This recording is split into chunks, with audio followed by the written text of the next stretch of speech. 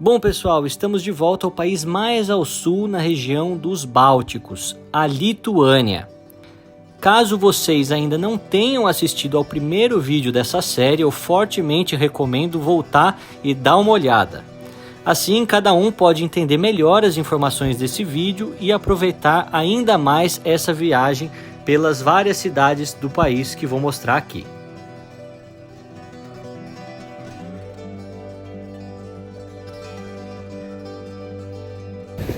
É isso que eu cheguei aqui em Pernavecys. Eu vou provavelmente pronunciar errado o nome da cidade, porque as línguas bálticas, principalmente aqui na Lituânia, não são para qualquer um.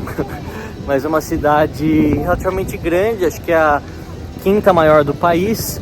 Ela fica numa localidade aqui no centro-norte e é muito arrumada, muito bonita. Vou mostrar para vocês aquilo que eu for vendo. Lembrando que a Lituânia é um país pequeno, com menos de 3 milhões de habitantes, uma população singela e que lutou bastante pela sua independência ao longo de toda a história, apesar de muitos acharem que eles são tão pouco importantes quanto os letões ou estonianos, no aspecto histórico eu digo, né? Não as pessoas. Mas os lituanos tiveram o grão-ducado da Lituânia, tivemos aqui também uma união com os poloneses, uma influência muito forte em regiões da Ucrânia, em regiões de Belarus, em regiões também dos diversos países aqui do Báltico, do leste europeu. Então é uma parte interessante da história que merece ser contada e eu vou falar isso para vocês hoje também.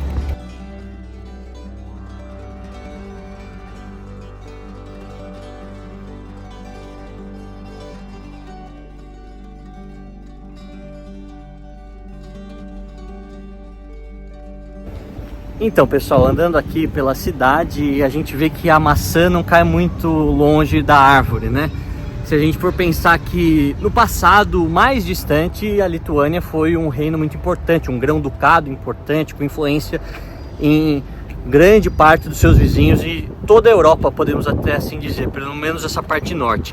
Mas durante os últimos anos, pelo menos antes da independência, fazia parte da União Soviética, depois da Segunda Guerra Mundial, principalmente até 1991, 92, quando nós temos aí a Revolução Cantada, aquele mesmo contexto que eu já expliquei para vocês com Estônia, Letônia e também a Lituânia, onde os países bálticos conseguiram sua independência. Só que as cidades, por terem sido também destruídas durante a guerra pela ocupação nazista, pela contra-ofensiva soviética, elas foram remodeladas no estilo mais parecido com o soviético. Então se você sai do centro histórico e vai para onde eu tô, nesse hotel onde eu tô aqui, 2 km, 3 km do centro, e uma cidade pequena, você já vê essas casinhas menores, algumas de madeira, parecido com o que eu já mostrei em Belarus, o que eu também já vi na Rússia, alguns apartamentos em bloco, apartamentos residenciais e escolas e pequenos estabelecimentos. Então a maçã não cai muito longe da árvore, apesar de hoje a influência russa ser mínima na política e na questão interna principalmente, né, já que a Lituânia é da União Europeia, da OTAN, nós vemos que algumas coisas não se mudam tão rapidamente apenas pela ideologia, e provavelmente por questões financeiras não vale a pena nem mudar, é só remodelar que tá tudo certo.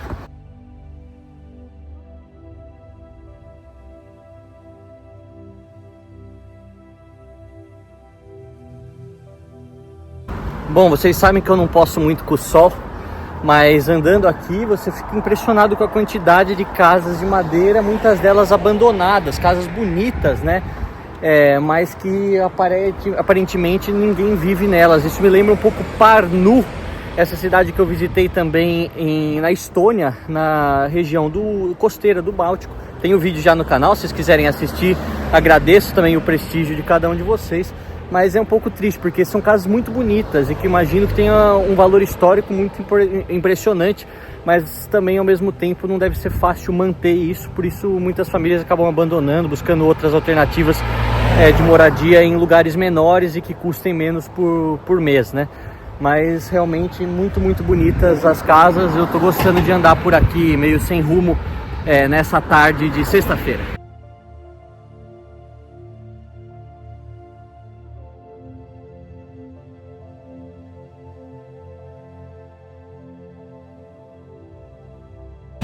A gente não pode se esquecer que dos 3 países bálticos, Estônia, Letônia e Lituânia, eles são nessa ordem de riqueza per capita, se assim podemos dizer. A Estônia é o país mais rico, se assemelha mais com os países nórdicos, com a Finlândia, tem um padrão de vida mais alto e custa mais caro.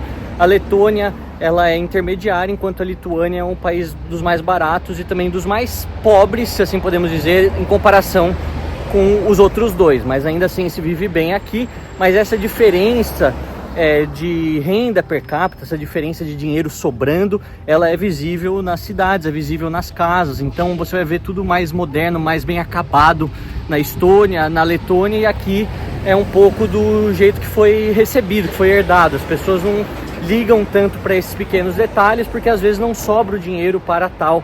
São famílias mais modestas, mas ainda assim vivem bem, um país seguro, um país muito limpo, que não tem grandes dificuldades para você andar por aqui.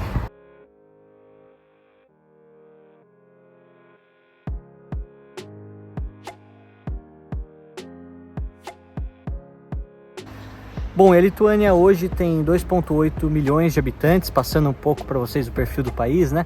É o 3º país vindo do norte para o sul, da região dos Bálticos, fala uma língua báltica, o lituano, que é irmão do letão, ou seja, a Lituânia e a Letônia falam línguas bálticas, enquanto que o estoniano, ele é uma língua urálica, né? Ela é uma língua urálica que vem da mesma família ou tem parentesco, por mais que distante, com o húngaro e também com o finlandês, mas é uma das línguas mais difíceis de se aprender, não vem ao caso agora. O lituano também é difícil de se aprender. O ponto é que aqui nós temos um povo bastante característico e, diferentemente da Estônia e da Letônia, nós não temos uma minoria expressiva de russos. Aqui mais de 84% são lituanos e os russos representam acho que 8%.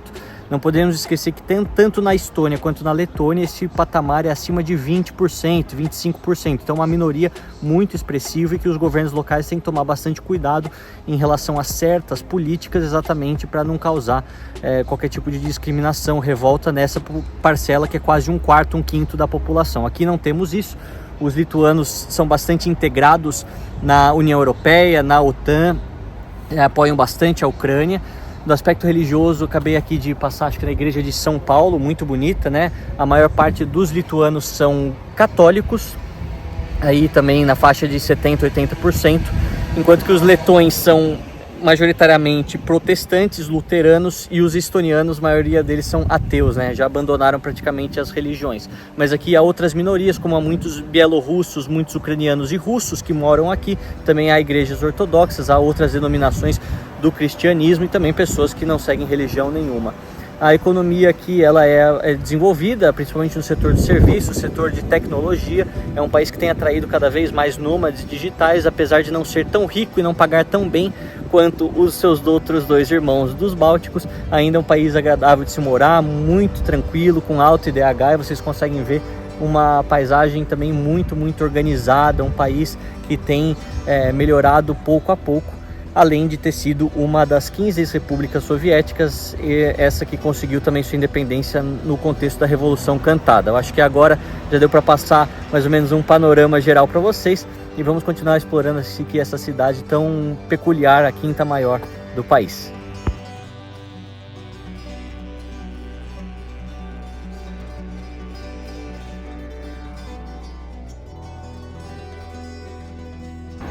Então, pessoal, apesar de ter o dobro, mais do que o dobro da população da Estônia, né? Aqui 2,8, a Estônia 1,3 milhão de habitantes. Algo que é interessante, que se mantém em todos os países bálticos esse aspecto da população muito espalhada ou de uma densidade demográfica muito baixa. Por mais que na capital você veja alguns cantos mais cheios, quando você sai para cidades 3ª, 4ª, 5ª maiores do país, que se pegarmos qualquer outro país da Europa, né, na Alemanha, na França, na Áustria, você veria mais pessoas aqui. Numa sexta-feira, você andando na rua, você não vê praticamente ninguém, passam poucos carros, um movimento bastante baixo e tão próximo do centro da cidade, 1,5 km praticamente do centro da cidade. Então esse aspecto de serem países muito pequenos em população é o que também une os países bálticos.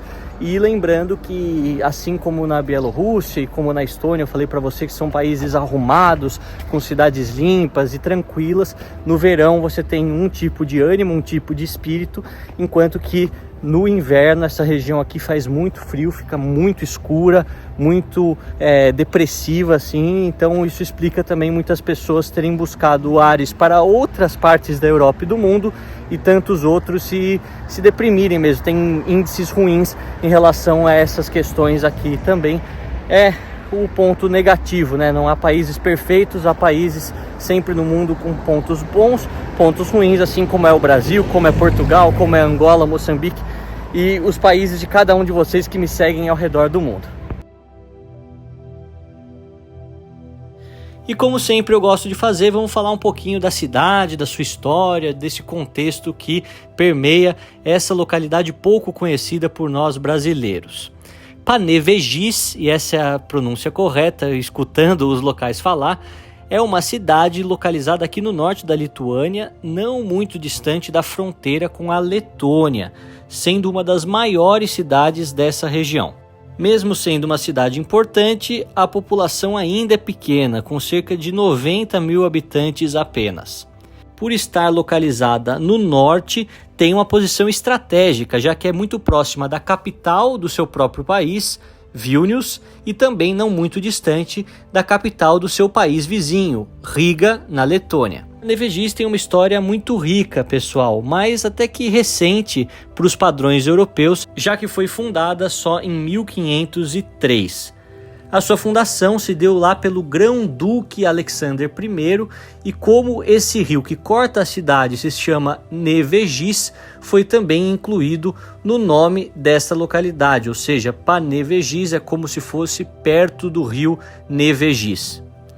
Durante a Idade Média e até mesmo no início da Idade Moderna, a cidade cresceu pouco a pouco, mas a sua posição geográfica estratégica continuou a ser uma vantagem para as rotas comerciais que cruzavam toda essa região dos Bálticos, do norte da Europa. O comércio ao longo do próprio rio Nevėžys também ajudou muito a estabelecer aqui importantes centros de comércio durante aquela época. Mas, como sempre, há imprevistos históricos e o crescimento constante foi também interrompido por diversas invasões e conflitos que afetaram não só essa região, mas toda a Lituânia e os demais países. Lembrando que aqui tivemos muitas disputas entre os germânicos, os russos, os suecos, os poloneses e por aí vai. E vocês podem ver que a qualidade de vida para as crianças aqui é ótima, principalmente nessa época do ano em que tem o sol, que tem os amigos de férias, né? Que o período de férias de verão demora de 6 a 8 semanas geralmente, então eles vêm no parque brincar. A gente vê muitas famílias com muitos filhos, é algo positivo se você for pensar que o país não tem um crescimento populacional tão expressivo, mas eu sempre gosto de ver cidades assim se desenvolvendo através do seu próprio povo, sabe? Porque tem muitos países europeus que acreditam que essa questão demográfica é uma batalha perdida e apenas a imigração ela consegue reverter esse processo. Só que em vez de ser uma imigração muitas vezes qualificada ou de países com uma cultura semelhante, que não vão causar tanto impacto negativo na cultura local, ela acontece de maneira descontrolada, principalmente de países com uma cultura complexa e muitas vezes difícil de se adaptar ao modo de vida ocidental, ao modo de vida europeu. Então acaba causando fissuras na sociedade, formação de guetos. Aqui a Lituânia é um país que não atrai muitos desses imigrantes desses outros países e também não está a fim de tê-los, assim como a Polônia, como a Hungria, como Eslováquia, entre tantos outros aqui do centro-leste europeu. E aí você acaba vendo a cidade se desenvolvendo, mesmo que você não consiga crescer os 2, 3, 5% todos os anos, você mesmo assim consegue fazer o país continuar bem, continuar oferecendo uma boa qualidade de vida para os seus cidadãos sem uma mudança drástica da cultura. Afinal, cada país tem a sua cultura, ela deve ser respeitada e não precisa ser alterada para algo padronizado, principalmente com influências externas. Pelo menos essa é a minha opinião.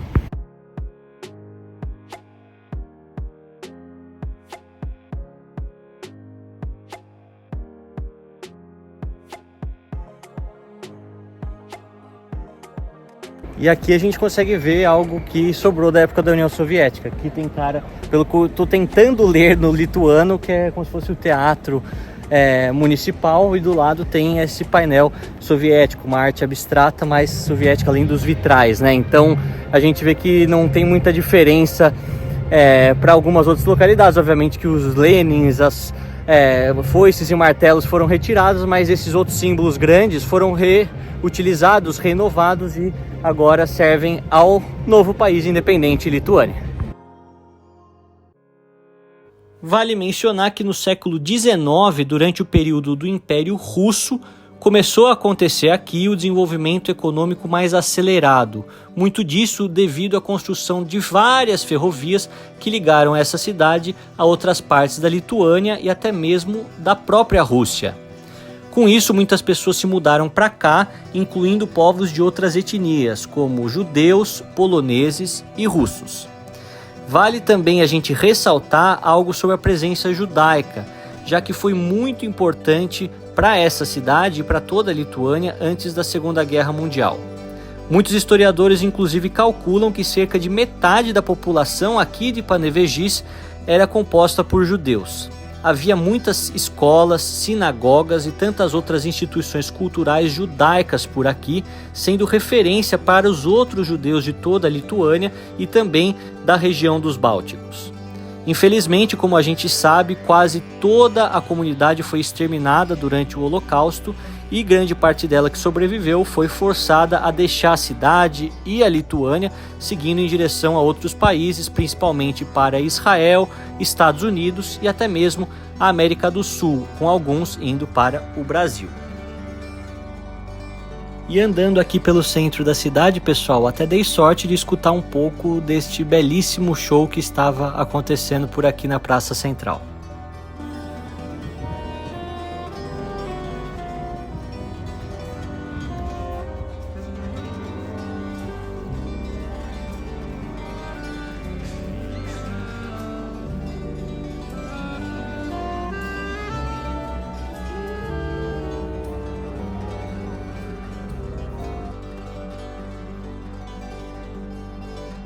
Agora, voltando um pouco na linha do tempo, pessoal, ainda no pós-Primeira Guerra Mundial, durante aquele breve período de independência da Lituânia, em 1918, Panevėžys se tornou um importante centro industrial. A cidade se especializou em fábricas de alimentos, indústrias têxteis e outros vários produtos. Esse caráter industrial foi também mantido durante os anos da ocupação soviética da Lituânia, um período que já mencionamos bastante durante o último vídeo. Com os soviéticos, novas fábricas também foram construídas e, nesse momento, a cidade se especializou nos setores de eletrônicos, alimentos processados e até mesmo maquinários. Com isso, mais uma vez, a população voltou a crescer e novos bairros residenciais foram construídos, até mesmo pelo regime soviético, para acomodar esses trabalhadores que vinham das mais longínquas partes da União Soviética.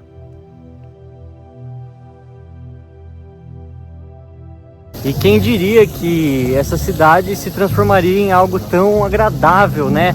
Com essa banda tocando, todo mundo fazendo esportes, umas crianças meio que lutando boxe, assim, né, com os seus treinadores. A gente vê esses jardins super bonitos, as fontes, uma cidade assim que eu não esperava que fosse ser tão agradável e sem turista nenhum. É aquilo que eu falo, muitas pessoas querem conhecer a Europa tradicional. Eu acho que se você ainda não conhece, vale a pena conhecer a França, a Alemanha, a Itália, preferencialmente cidades menores. Não fique só apenas na capital, eu sempre falo isso, mas também esses países são mais baratos, talvez seja um pouquinho mais longe, mas você aproveita muito mais, tem uma experiência muito mais autêntica, vê muito melhor a realidade de um povo do que se você ficasse só em grandes países, em grandes cidades, com a baita fila de gente, um monte de filas de turismo com bandeiras e todo mundo empurra e espera horas para você entrar em certo lugar ou para comer em certo restaurante.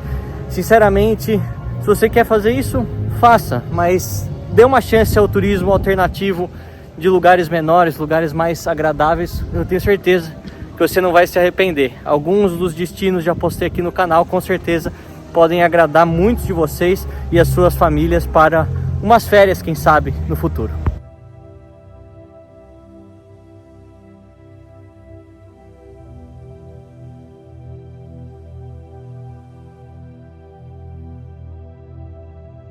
Eu acho que o recado que a Lituânia, a Estônia, a Letônia, a Polônia, a Eslováquia, a República Tcheca, a Eslovênia, todos esses países do centro-leste europeu, alguns também até na região dos Balcãs, passam para a gente é que é possível você manter a qualidade de vida, manter sua própria cultura, manter a ordem e as cidades organizadas ao mesmo tempo em que você constrói uma democracia.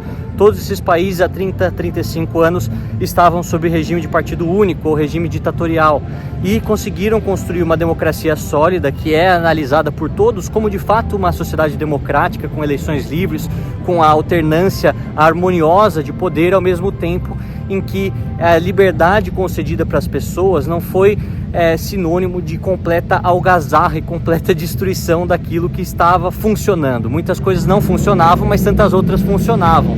E essas que estavam dando certo, muitas delas foram mantidas. O sistema disciplinar nas universidades, nas escolas, as cidades limpas, essa questão de se preocupar com o outro, o transporte público, entre tantas outras coisas. Enquanto que em alguns lugares do Ocidente a gente repara que eles acreditam que para ter uma democracia é apenas com a liberdade total e a destruição total daquilo que estava feito até certo ponto.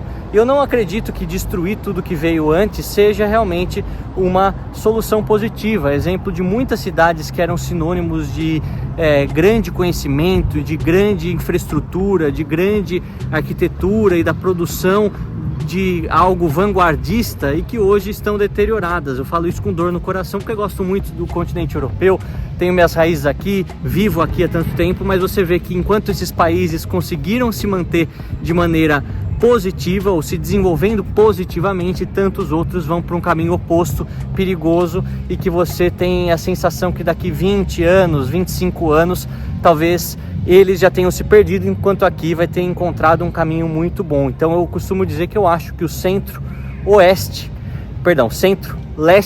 da Europa seja o futuro da melhor qualidade de vida e dos lugares onde realmente nós teremos essa combinação dos valores democráticos, das liberdades individuais que são tão importantes a cada um de nós, ao mesmo tempo que nós temos a ordem, a segurança, a limpeza e a manutenção de uma cultura milenar que está aqui por tanto tempo.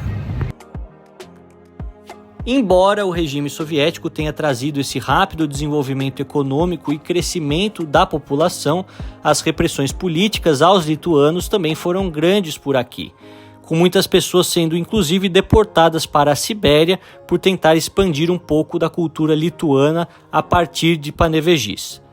Mesmo sob a dura repressão, a cidade manteve esse espírito de resistência cultural que no futuro seria fundamental, principalmente no final dos anos 80, durante o ressurgimento do movimento nacionalista lituano, onde a cidade desempenhou um papel na luta pela independência do país, que de fato foi alcançada em 1991.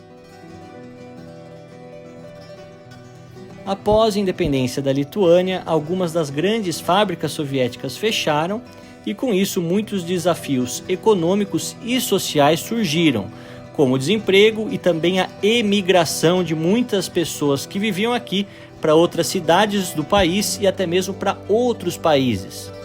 Depois da integração com a União Europeia no começo dos anos 2000 e algumas reformas econômicas, a cidade conseguiu voltar a crescer e a atrair investimentos estrangeiros, principalmente na indústria de automóveis e na tecnologia de informação.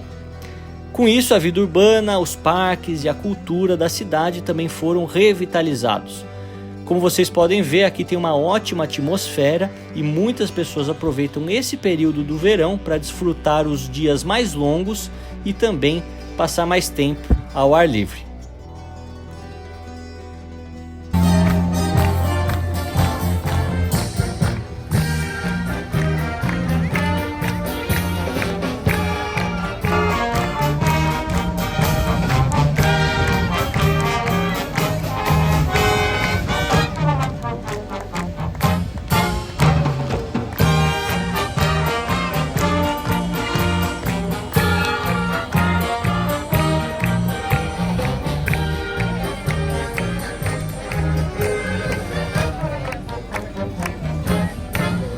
Hey.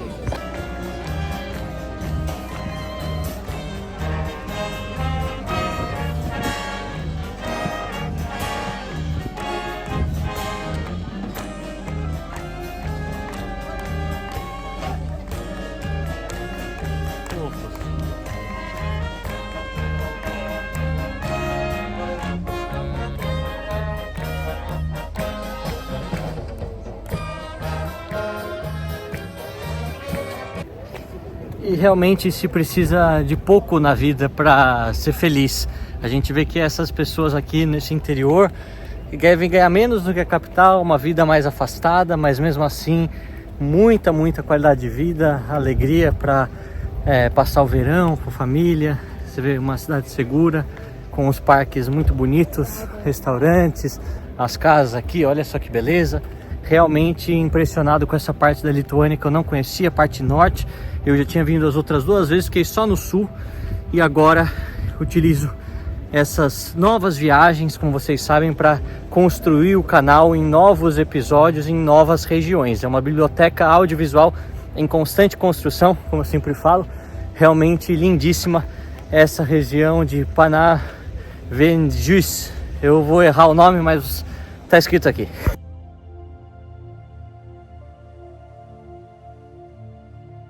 Como muitos de vocês me perguntam sobre as questões migratórias, acho que vale neste final de vídeo contar um pouco para vocês como isso tem acontecido, como isso tem se tornado mais frequente também aqui na Lituânia.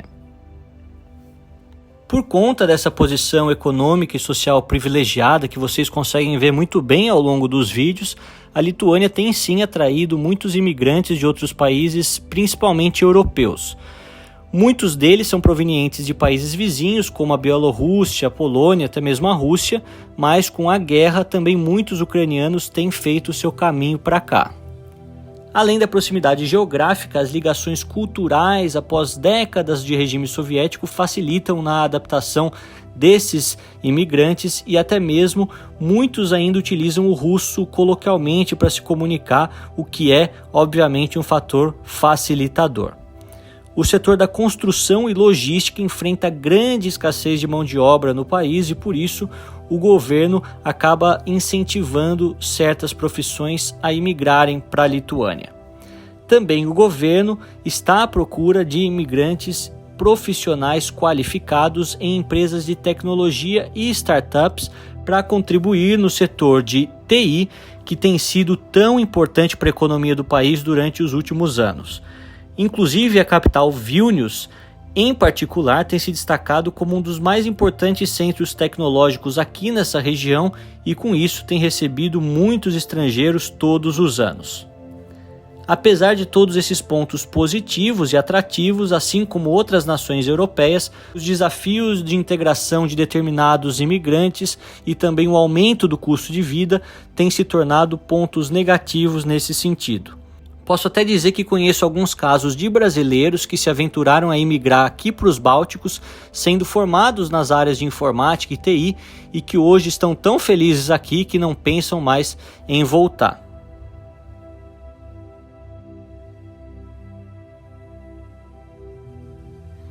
Enfim, pessoal, com esse lindo pôr do sol, vamos encerrando mais um episódio aqui na Lituânia, nesse país tão organizado e cativante.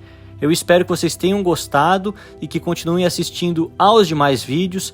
No próximo episódio estaremos na costa do Báltico, na cidade de Klaipėda, muito histórica também. Um forte abraço a todos vocês e fiquem com Deus.